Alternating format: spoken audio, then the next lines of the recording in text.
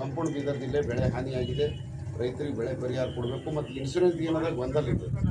Insurance ಬಗ್ಗೆ ಏನದ clarity ಕಟ್ಟಬೇಕು ಕಟ್ಟಬಾರ್ದು. ಅಚ್ಚ ಕಟ್ಟಿದವ್ರಿಗೆ ಅವ್ರು ಯಾವ ರೀತಿ ಕೊಡ್ತಾರೆ ಬೆಳೆ ಶುರುದಾಗ ಬಿತ್ತಿದಾಗ ಹೋದ್ರೆ 100% ಬೆಳೆ ಹೋಯ್ತು ರೀ. ನಮ್ಗೆ ಸರ್ಕಾರ ಏನಂತದ ಆಗಿಲ್ಲ, ಮೊಳಕೆ ಅಂತದಾಗ ಹೋಗ್ಯದ 10% 20% ಅಂತಾರೆ.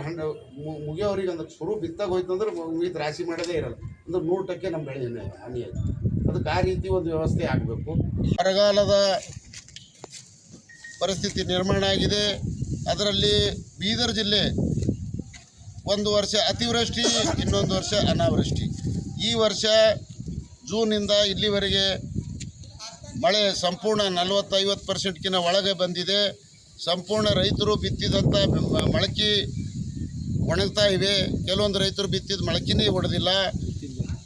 ಎಷ್ಟೋ ರೈತರು ಇನ್ನೂ ಭೂಮಿ ಕೂರ್ಗಿನೇ ಬೀಜನೇ ಹಚ್ಚಿಲ್ಲ. ಮುಂಗಾರು ಹಂಗಾಮು ಸಂಪೂರ್ಣ ಲಾಸ್ ಆಗಿದೆ.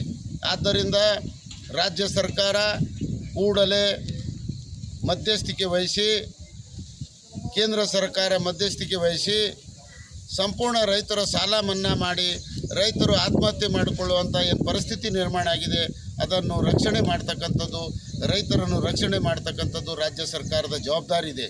ಅನೇಕ ಗ್ಯಾರಂಟಿಗಳನ್ನು ತಾವು ಕೊಡ್ತಾ ಇದ್ರಿ. ಅದರಲ್ಲಿ ಇವತ್ತು ರೈತರ ಬದುಕಿನ ಗ್ಯಾರಂಟಿ ತಾವು ಕೊಡಬೇಕಾಗಿದೆ. ರೈತನ ಬದುಕು ಇಂಥ ಪರಿಸ್ಥಿತಿ ಬಂದಿದೆ. ಅವ ಭೂಮಿ ಬಿಟ್ಟು ಹೋಗ್ಲಿಕ್ಕೂ ಬರಲ್ದು, ಇರಲಿಕ್ಕೆ ಬರಲ್ಲ ಅನ್ನುವಂಥ ಪರಿಸ್ಥಿತಿ ನಮ್ಮ ಬೀದರ್ ಜಿಲ್ಲೆಯಲ್ಲಿ ಆಗಿದೆ. ಆದ್ದರಿಂದ ತಕ್ಷಣವೇ ರೈತರ ಸಾಲ ಮನ್ನಾ ಮಾಡಬೇಕು ಮತ್ತು ಈಗಾಗಲೇ ಬೀಜ, ಉಳುಮೆ, ಗೊಬ್ಬರ ಏನು ಇನ್ವೆಸ್ಟ್ ಮಾಡ್ಯಾರ ಆ ರೈತರಿಗೆ ಪ್ರತಿ ಎಕರೆಗೆ ವೈಜ್ಞಾನಿಕವಾದ ಪರಿಹಾರವನ್ನು ಕೊಡ್ತಕ್ಕಂಥದ್ದು ಸರ್ಕಾರ ಕಾರ್ಯಕ್ರಮ ರೂಪಿಸ್ಕೋಬೇಕು.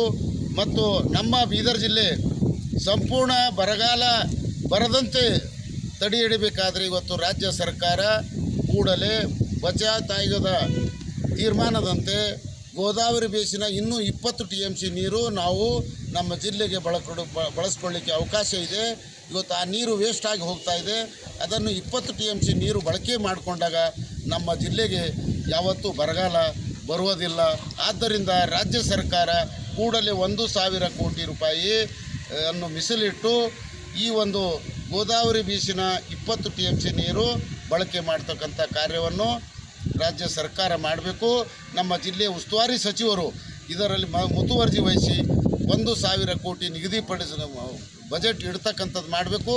ನಮ್ಮ ಜಿಲ್ಲೆಯ 6 MLAಗಳು ಮತ್ತು ವಿಧಾನ ಪರಿಷತ್ ಸದಸ್ಯರು ಮತ್ತು ಸಂಸದರು ಕೂಡಿ ಒಗ್ಗಟ್ಟಿನಿಂದ ಸರ್ಕಾರದ ಮೇಲೆ ಒತ್ತಡ ತಂದು ಈ ಒಂದು ಗೋದಾವರಿ ಬೇಸಿನ ಬಚಾವ್ ತೆಗೆದ ನೀರು ಬಳಕೆ ಏನಿದೆ ಅದು ಸಂಪೂರ್ಣ ಮಾಡಿಕೊಂಡಾಗ ಯಾವ ರೀತಿ ಮಂಡ್ಯ ಮೈಸೂರದಲ್ಲಿ ನೀರಾವರಿ ಇದೆಯೋ ಅದೇ ರೀತಿ ನಮ್ಮ ಬೀದರ್ ಜಿಲ್ಲೆಯೂ ಸಹ ಸಂಪೂರ್ಣ ನೀರಾವರಿ ಪ್ರದೇಶ ಆಗ್ತದೆ.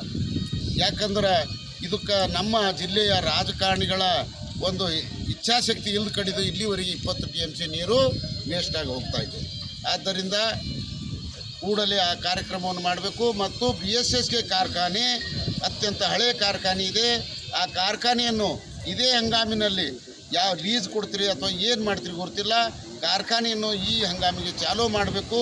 ಮತ್ತು ರೈತರದ್ದೇನು ಜಿಲ್ಲೆಯಲ್ಲಿ ವಿದ್ಯುತ್ ಸಮಸ್ಯೆ ಇದೆ, ಅದನ್ನು ಭಾಳಷ್ಟು ಸಮಸ್ಯೆ ಇದೆ, ಕೂಡಲೇ ವಿದ್ಯುತ್ ಸಮಸ್ಯೆಯನ್ನು ಬಗೆಹರಿಸಬೇಕು. ಮತ್ತು ರಾತ್ರಿ ಸಿಂಗಲ್ ಫೇಸ್ ಏನು ಮಳೆಗಳಿಗೆ ತೋಟದ ಮನೆಗಳಿಗೆ ವಿದ್ಯುತ್ ಸಮಸ್ಯೆ ಇದೆ, ಅದನ್ನು ಕೆಲವು ಕಡೆ ಸಿಂಗಲ್ ಫೇಸ್ ರಾತ್ರಿ ಕೊಡ್ತಾ ಇದ್ದಾರೆ, ಉಳಿದ ಭಾಗಕ್ಕೆ ಕೊಡ್ತಾ ಇಲ್ಲ.